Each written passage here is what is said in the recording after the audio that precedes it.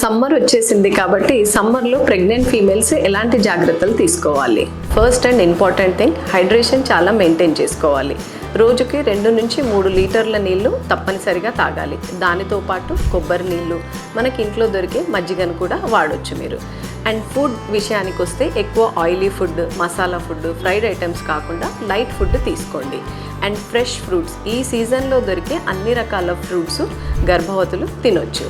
And ఎక్కువ ఎండలో అంటే ఈ 11 o'clock నుంచి 5 o'clock టైంలో బయటకు వెళ్ళకపోవడమే మంచిది.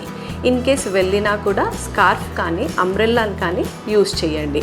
హీట్ అబ్జర్వ్ చేసుకోకుండా ఉండే కాటన్ దుస్తులను ధరించడం ఈ వేసవి కాలంలో చాలా మంచిది. మీకు బాగా కాళ్ళు చేతులు లాగినా, బాగా జ్వరం వచ్చినా, తల తిప్పినా, బాడీ అంతా స్వెల్లింగ్స్ వచ్చినా, యూరిన్ అవుట్పుట్ తగ్గినా మీరు వెంటనే డాక్టర్ని సంప్రదించగలరు.